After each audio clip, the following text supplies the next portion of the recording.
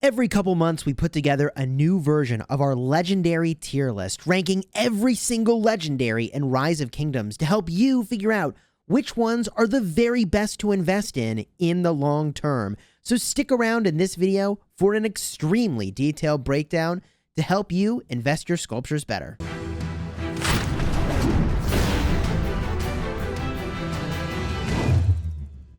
Hello, my friends, and welcome back. Today, we're updating our legendary tier list, which is in need of major updates. There are new commanders we need to include, and the Season of Conquest honestly has changed a lot. But before we begin, I want to take a quick moment to thank Infinite Galaxy for sponsoring this video, and let me just show you the game real quick. In Infinite Galaxy, you explore the vastness of space to claim territory, battle fierce foes, and yes, take down other players.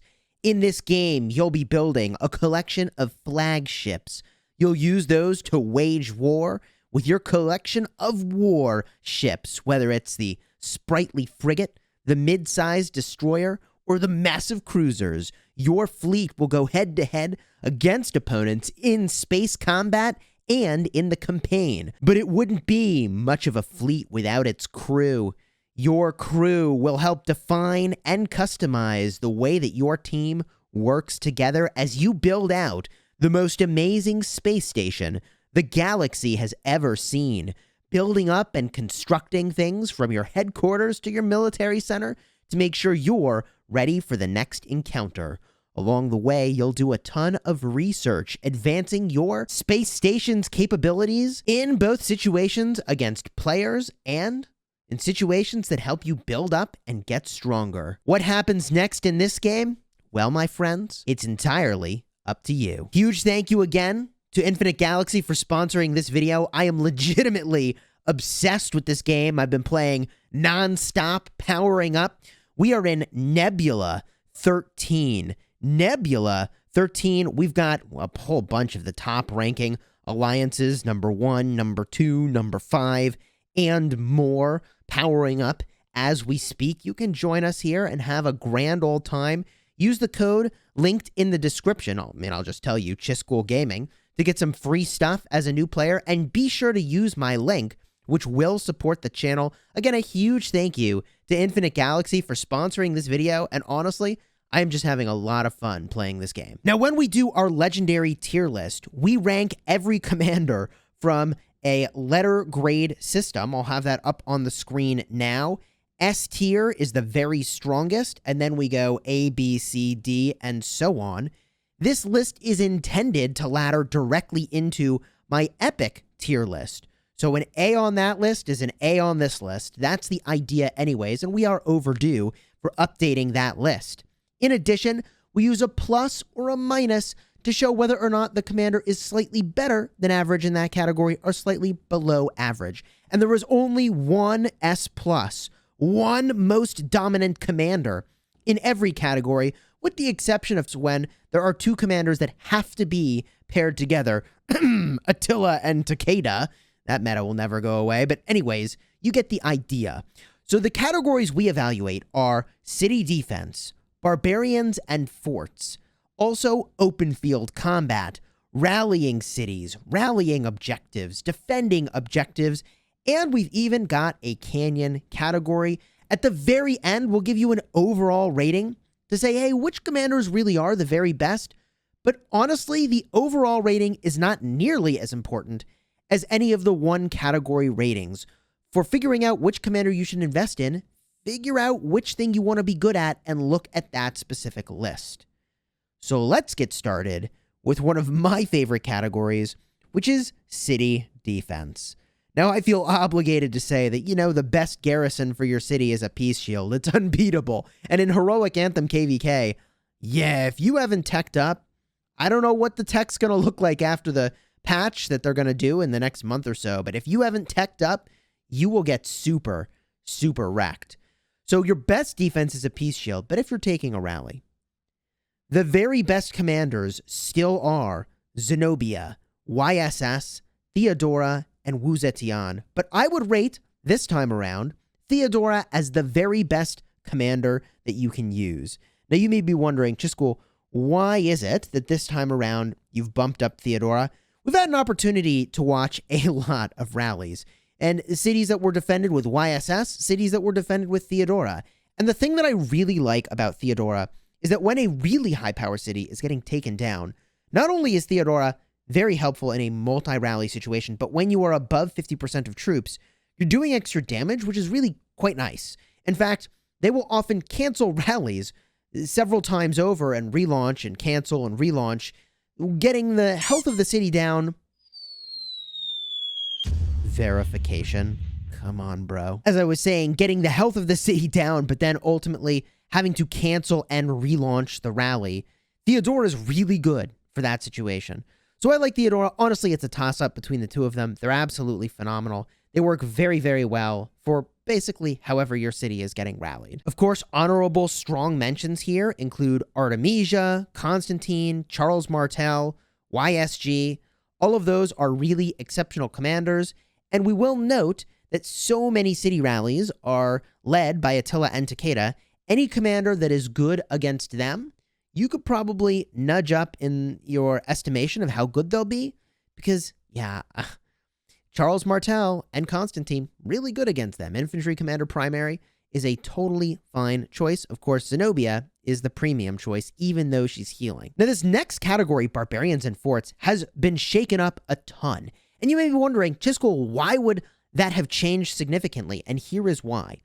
In Heroic Anthem KVK, you now have barbarians that are much higher level. So although Minamoto was the S tier previously, and he is still amazing for Barbarian Forts, there is a new meta.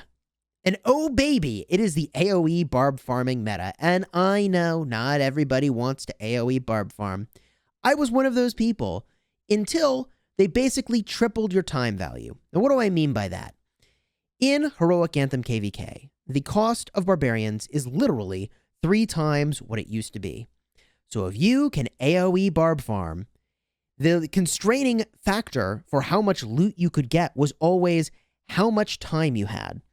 Well, when they cut the amount of time it takes by 1/3, suddenly it becomes very amazing to AoE barb farm, which means Richard I, he's now the #1 commander for Barbarians and Forts in my estimation, because you run around with your Richard E song, and you could do that all day, and I farmed a legendary material or more per day in Heroic Anthem KVK.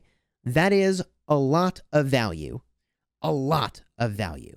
Now, there are other commanders that were really good for AoE barb farming as well that people in my alliance were using and raving about. Artemisia, Guan. Because these barbs are so tough to deal with, you really want like any strong commander that does AoE. And if you're sufficiently skilled with lining up that AoE, you'll be able to pull multiple barbs and get some serious value. So for that reason, I sort of upped the ranking of those commanders, and now Richard I is the most premium barbarian commander in my estimation. We have, by the way, also added Moctezuma to this list. He is certainly worth adding, but I did rank him pretty highly, clocking in at an S is just about as good as you can be. In addition, in previous versions of this, I did not include Mulan. Mulan is solid for sure. The bonus that she is giving is additional experience, which, yeah, it's a lot of it, but it's not going to help you kill those barbs faster. And you really could use some help taking down those barbs in Heroic Anthem KVK and the Seasons of Conquest. So she's fine, but I would not rate her out as outstanding, but totally fine. Looking in at the next category, which is the open field.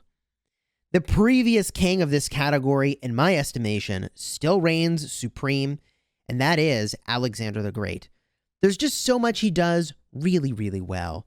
However, I did make a few changes to commanders that we have looked at previously. That includes bumping Guan Yu up to the S tier. The silence is good.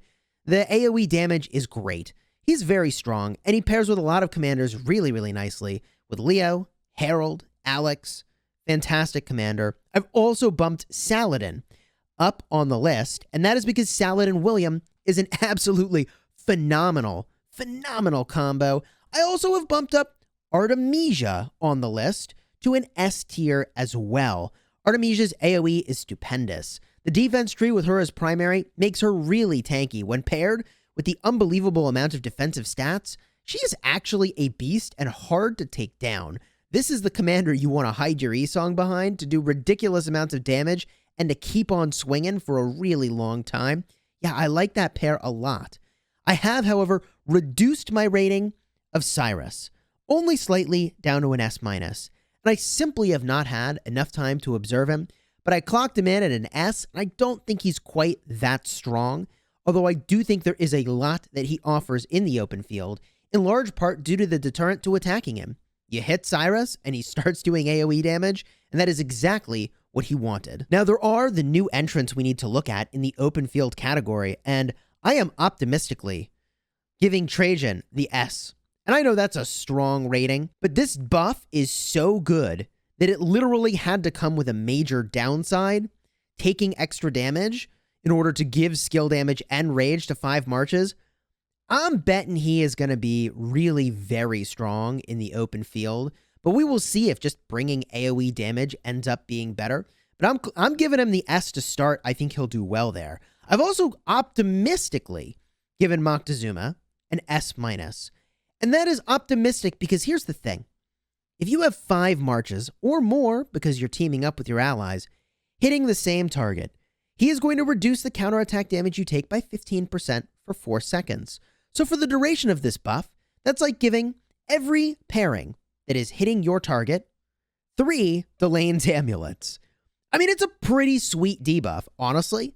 He's also got healing to sustain. He's got march speed, assuming you can meet the conditions here to have the healing trigger, which you'd only use him if that were true. He's also going to be doing damage back to nearby marches that are doing AoE, even if he's not being hit. I think he could be quite strong, but I still think it's an optimistic rating at an S-. I've also given Mulan, who has been here for a while, but we hadn't rated previously, a solid S. Look, her buff is fantastic.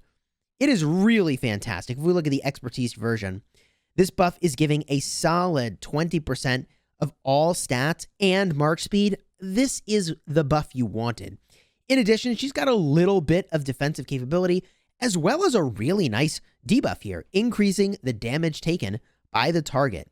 This is an A+ plan. Well, actually, technically an S plan in my estimation for the open field. And a lot of people won't invest in her because she comes from gold keys. I get it. I personally am also not investing in her for that reason, but I still think she is very, very strong. And you would be probably making a mistake to not have some number of Mulans in a big brawl by the Temple and the Ark of Osiris. And I know there is something we need to talk about here, which is that AoE buffing doesn't buff all nearby marches. And without going and derailing this video entirely about this topic, it turns out that AoE buffs have only been buffing 5 marches at most this entire time since the beginning of the game. Now, without, again, getting in-depth on my feelings about the importance of the accuracy of the skill descriptions, this is extremely critical in my estimation. Without going down that rabbit hole, I just want to say that it was correct all along to bring AoE buffs because they were good. Look no further than your Canyon lineup. Everybody is using Joan of Arc because she's just that good. And so, yes, that I think is proof that everybody sees you take out your Joan of Arc, you're going to do worse than the team that has her.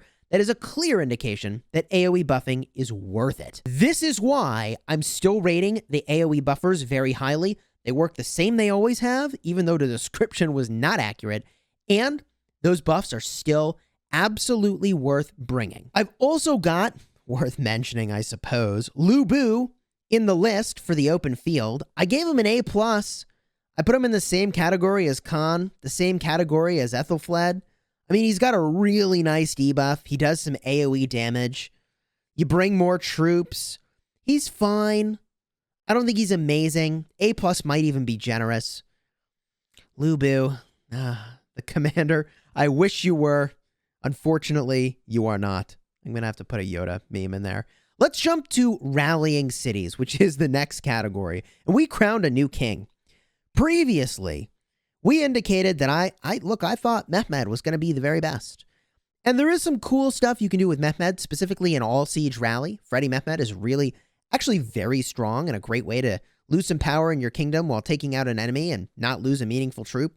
However, The real king of city rallies. We've got to hand that crown to Attila Takeda. You know, we just have to hand the crown to Attila Takeda. That is where it belongs. And they've been the kings, the true kings of this for a while. But I have come, and I know others had realized this sooner, I have come to realize that for whatever magic there is behind the way that they deal damage and the duration of the fight and their sustain and their ability to not be swarmed, all of these things, and by the way, to just absolutely obliterate someone's hospital and make them overflow and lose a lot of troops, they deserve the S+. Attila and Takeda, monsters, absolute terrors.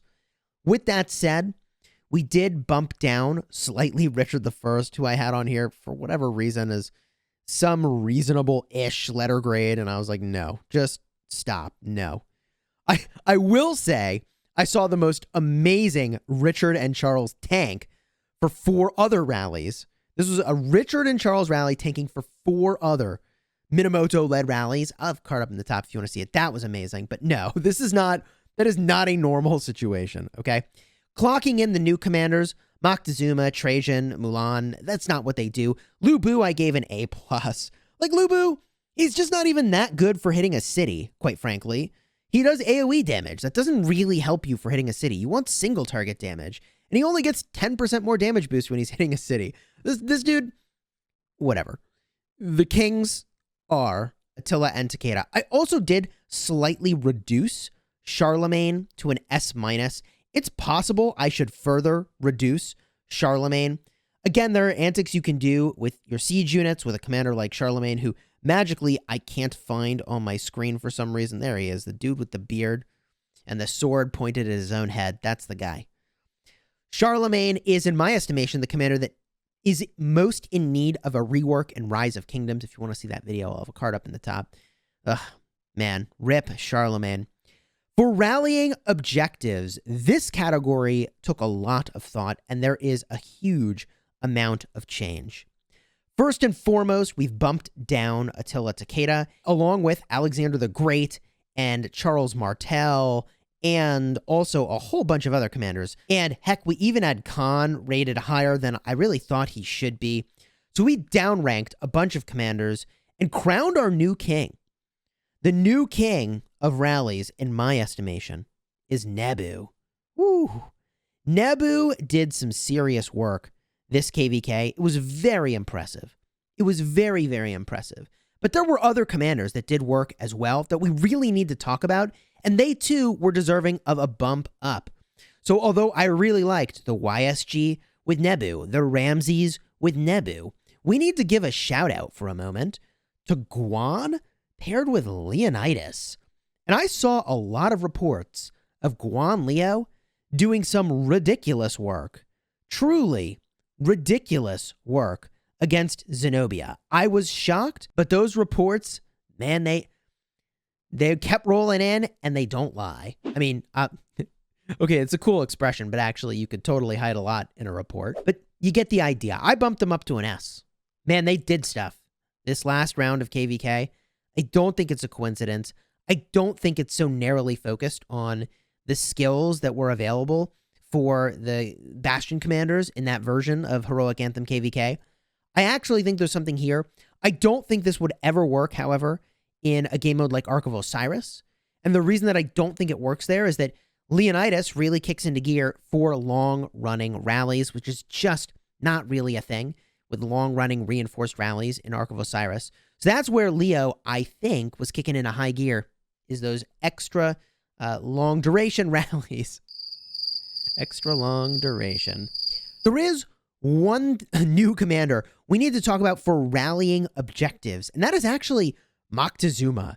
And one of the very first sort of hypotheses that people had come up with for where he might be good is in the situation where you are multi-rallying. Because in a multi-rally context, making it so that all rallies hitting the same structure take 15% less counterattack damage is actually really good. So I have him very optimistically rated as an S-, specifically for multi-rallies. I don't know if he'll live up to that level of hype because he's got to be way, way better than the other commanders you're rallying with to really justify that. I don't know if he's got that level of excellence. However, I can see that potential. I will acknowledge it, and we'll see what happens with multi-rallies in the future. So with that said, those are the new winners for rallying objectives. Really impressive. Really, really impressive. Made me think twice about investing in Leonidas and simply having him in my roster as a truly exceptional commander. But looking on the other side of things, let's talk about defending those objectives. As Zenobia continues to reign supreme as really the only option for defending a garrison. My God, she is S+, and that has not changed. Now, I did downrank almost every other commander in the list for garrison, because compared to her and a few other commanders, nothing really held a candle. Commanders that I downranked for a variety of reasons include Attila and Takeda, which, like, yes, people seem to think this is a thing. It's not really. Guan Yu, I had him as an A. He should be lower. Charles Martel, I dowranked to an S-. Edward and Leonidas, I downranked. They were A's. No. Khan, I lowered. I lowered Tamaris. Also, for whatever reason, Minamoto was higher than he should be. Freddy. Like, there were just a whole bunch of people on this list for defending objectives. I also lowered Wu Zetian, by the way, because the reality is that there is Zenobia, and then there is YSS and Theo, and then there's pretty much everybody else. And that's what you need to know about defending objectives. You've got your Zenobia. You are almost certainly going to pair with Theodora. Although, from what I understood in this last round of KVK, a lot of people found success with Zenobia YSS in order to deal with the Guan Leo, which is really kind of cool. So let's jump to the next category, the final category, which is Canyon. And there is one king, and that king still wears the crown. That is YSG. Still clocking in at that S+. Now, there are new commanders that we need to talk about. Those new commanders we need to talk about include Trajan and also Mulan. Trajan, I am very optimistic, will perform well in that game mode. You put him with the right tanky commander, and you let that fight run really long, like you pair with Constantine. I don't know if it's so good that we'll find a spot for him in the roster over using Joan. I just don't know. But this defense buff, man, it could really get out of hand in that game mode. I'm giving him an S. I'm very optimistic he'll do extremely well. Mulan, I gave an S-. Weirdly enough, Mulan is not performing as well as Joan of all commanders. I mean, I think just the raw rage gen and stats are just a little bit out of control, especially health on infantry in a game mode like Canyon. It's just very, very strong. I also gave Lu Bu an A+, and I think he's fine. I think he's fine. He has AoE. You're probably not going to use him. And the other commanders have mostly stayed the same in this list, with one big exception that you probably noticed. I previously indicated that Theodora was not a commander that would work in this game mode. And let me tell you, I did some stuff with Theodora paired with YSG. Oh man, both of them doing full circle AoE. It was pretty gross. You can protect your offlane with tons of AoE damage.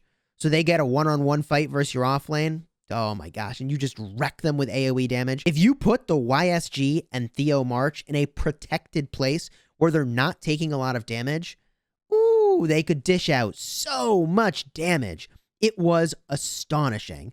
So I never would have expected that Theodora would be good. But as it turns out, in Canyon specifically, clearing debuffs is really good. AoE damage, when you can sort of control position of marches, is really good, especially when it's in a circle. And you do get a nice little damage boost when you're above 50%. So even though she only has a couple skills that are relevant to this game mode, yeah, no, she was a total beast. So now we can go and we can look at the overall rankings of every commander. I honestly don't know how I'm going to fit this on the screen. You might need a microscope to see this. The link is in the description. The ROK toolkit is where you'll find the whole thing if you want to get a look at this yourself. However, the top ranking commanders, not exactly in order, but I do rank by tier. At the very top, we still have YSG. I mean, look, YSG is absolutely phenomenal. He is. The circle AoE is amazing. And although over time, in some ways, his role has diminished, the fact that we're still using him for rallies and garrisons, well, not most garrisons, but he could be used, and he's used in the field, and he is a premier AoE barb chainer. I mean, this dude, he is such an easy first max legendary. Easy choice, best choice.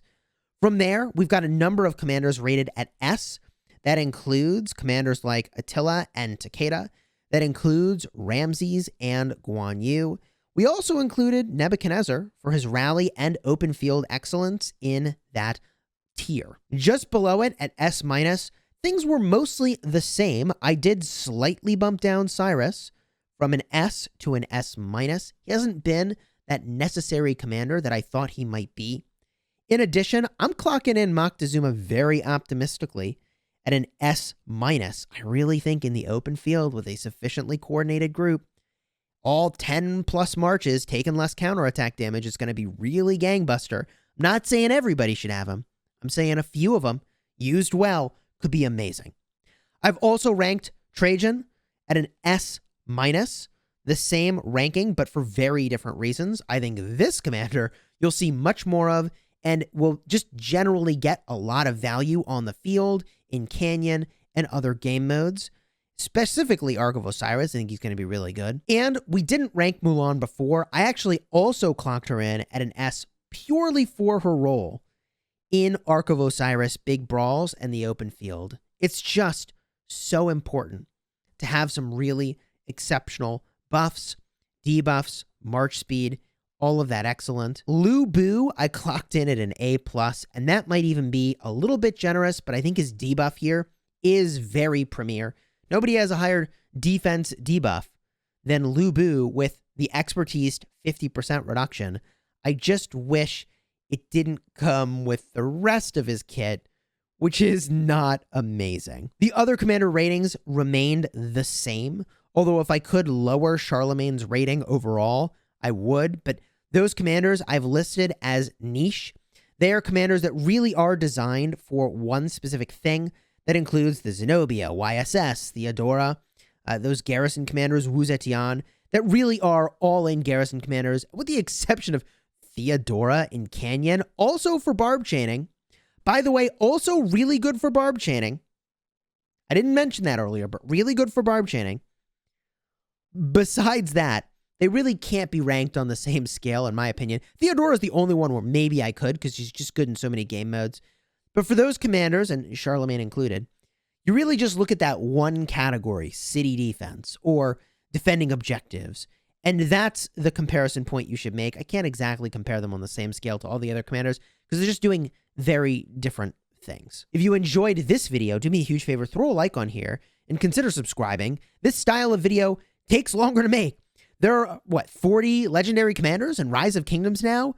It's a little bit out of control how many commanders there are to review and rank on a relative scale. So again, if you enjoyed this video or found it at all helpful, throw that like on here, leave a comment down below with your thoughts on maybe where we could improve these rankings.